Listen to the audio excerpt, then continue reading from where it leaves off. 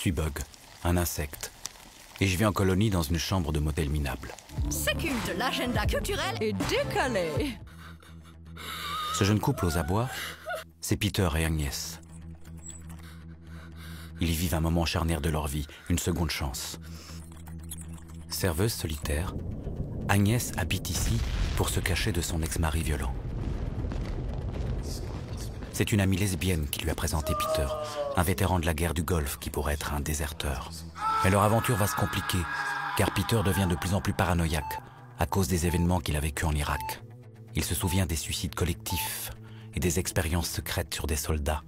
On lui aurait inoculé des insectes comme moi sous la peau pour le contrôler. Moi, j'observe leur amour fragile, leur paranoïa et la lente descente d'Agnès dans la folie, sous l'influence de Peter. Mais où commence la folie? Où s'arrête la réalité? Les insectes sont partout. Adapté de Bug de Tracy Letts, ce thriller fantastique permet à Aurore Fratier de poser son regard impertinent, lucide et amusé sur notre société contemporaine. Cette pièce est à voir jusqu'en mars à Bruxelles, Namur et Liège.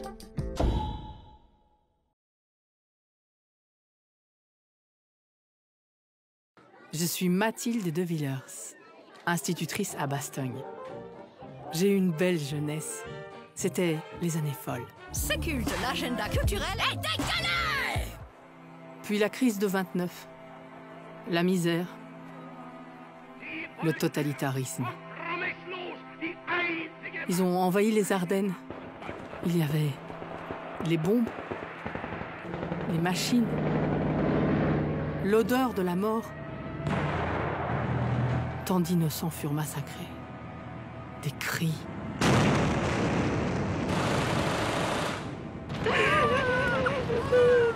Le débarquement.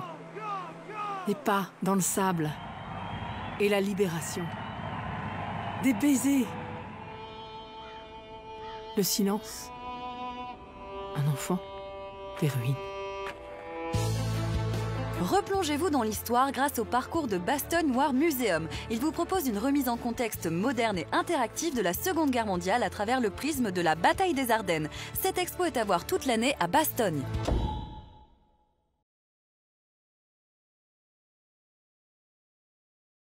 On connaît la Gaume pour ses forêts verdoyantes, sa faune et sa flore. Et là, bois pas dans mon dos, ça ne va pas, non.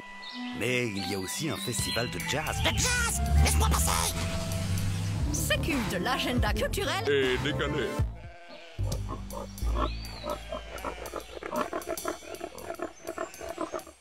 Venez découvrir un festival de 3 jours dans une région réputée pour son microclimat. C'est un moment à vivre en famille, seul ou avec des amis. Vos oreilles se délecteront au son du swing, de la pop, des chansons jazzy, de funk, d'électro, de blues, de flamenco ou encore de fanfares déjantées. Des solos, des combinaisons instrumentales très variées, des musiciens venus de tous les horizons, qu'ils soient jeunes ou confirmés. Alors, vous viendrez ? Cette année, le Gaume Jazz Festival célèbre sa 34e édition. Plus de 20 groupes et de 10 nationalités réunis lors de ces 3 jours de fêtes artistiques, conviviales et culturelles. Rendez-vous au cœur de la Gaume en août.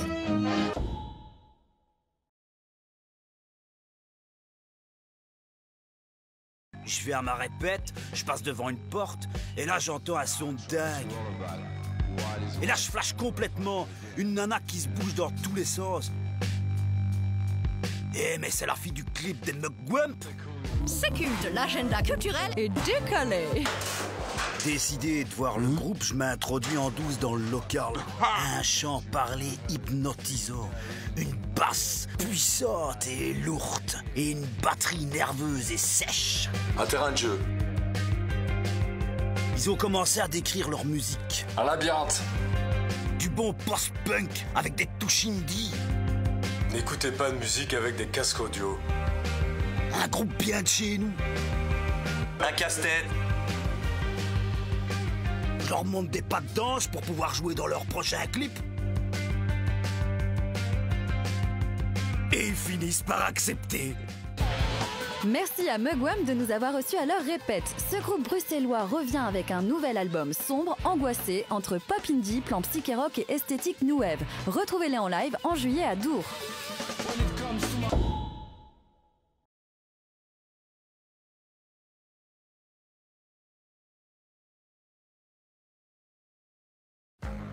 Dis, tu vas pas croire ce qui m'est arrivé hier. Allez, raconte. Je me fais toute belle pour aller voir le concert de Martin de Warhols. C'est culte, l'agenda culturel Et décalé. Je suis sur le ring avec les MB Copen dans les embouts. Heureusement que j'ai une app sur mon smartphone pour avoir le meilleur trajet. J'arrive à Liège et je tombe sur des supporters tout vêtus de rouge. J'essaie de trouver une place et ça finit par rentrer. Je m'arrête au carré pour boire un paquet. J'essaie de voir le concert, mais je suis trop petite. Et alors, qui je vois? Kevin et Jennifer avec un backstage pass. Décidé à voir Martin, j'essaie d'amadouer le gars de la sécurité. Mais ça marche pas. Alors, je m'enfile une bouteille de Jack. Et puis, tu sais qui je vois? Non. Jennifer avec Lady Caca. Je me suis trompée de jour. Ne vous y trompez pas, Martin de Warhols passera bien au réflector. Avec son projet solo, Martin s'enivre de chansons profondes mêlant sensualité et brutalité, rythmées par l'amour et la haine. Ne le manquez pas le 25 avril à Liège.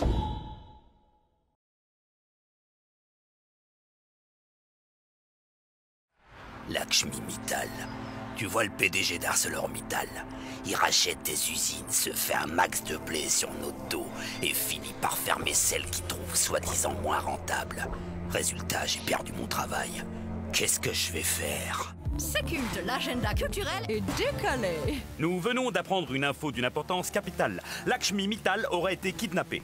Cet enlèvement, qui ferait suite au licenciement sur le site de Liège, aurait été réalisé par des individus qui ont su l'approcher en se faisant passer pour des journalistes de la RTBF.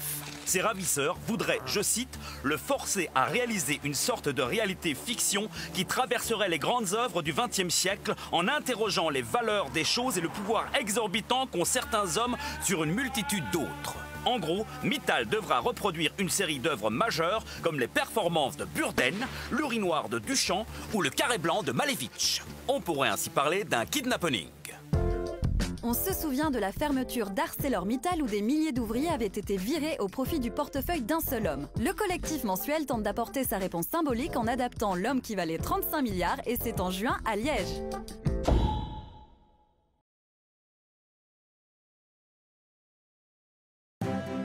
Mesdames et messieurs, bonsoir et bienvenue dans notre émission où nous allons vous présenter un groupe de musique complètement déjanté. Juicy.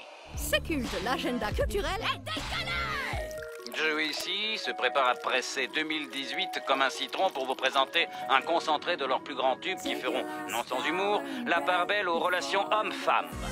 Ce duo féminin, qui n'a rien à envier aux plus grandes formations des années 90, revendique fièrement des influences jazzy dans leur musique aux sonorités R&B et hip-hop. Et on peut dire qu'elles savent mettre l'ambiance. Ils ont également du style. Qu'elles portent une casquette ou un châle de belle facture, elles sont toujours ravissantes et chatoyantes. Mais attention, elles ont du caractère et nous conseillons aux machos de rester chez eux. Mais pour les autres, avec leur reprise des tubes des années 90 et leur propre composition, soyez sûrs d'une chose, ces deux filles vous feront perdre la tête. Les deux reines du R&B aux influences hip-hop présenteront leur premier EP Cast Spell en live prochainement sur Bruxelles. Des concerts à ne pas manquer car les places sont comptées. Rejoignez Juicy dans leur tournée jusqu'en juin.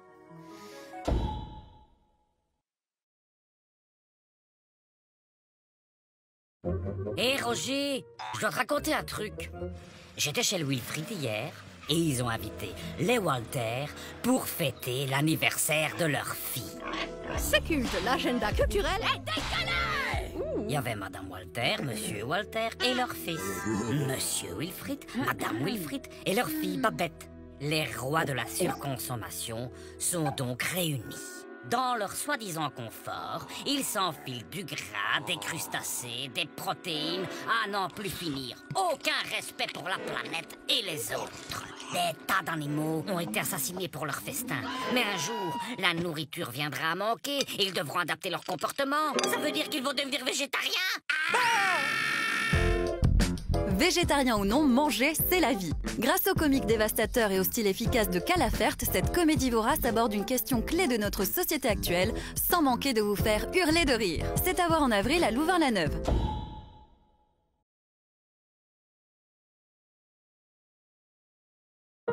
La mélancolie, dit Aristote, est l'humeur par excellence des hommes d'exception. S'éculte l'agenda culturel est décalé! Tomber dans la mélancolie, c'est prendre connaissance du rôle pitoyable que chacun de nous joue dans la comédie du monde.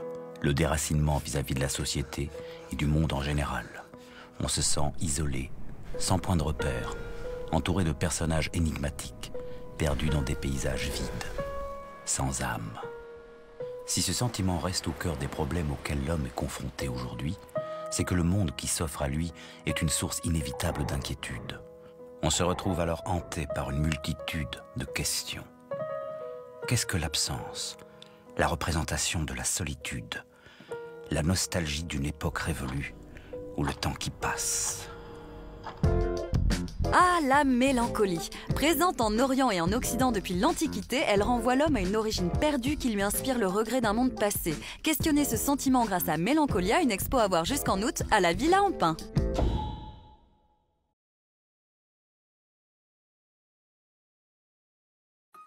Tout a commencé lorsque j'ai reçu un cadeau pour la Noël.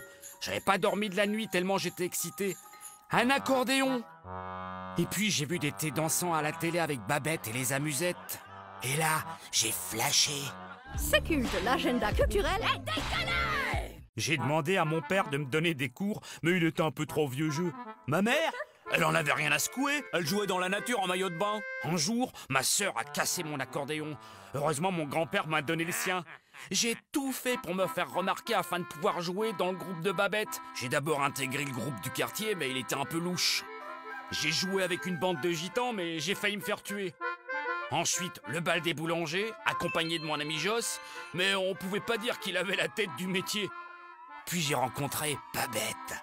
Le coup de foudre. On enchaîne les balles et ma vie est une danse sans fin. Que demander de plus ?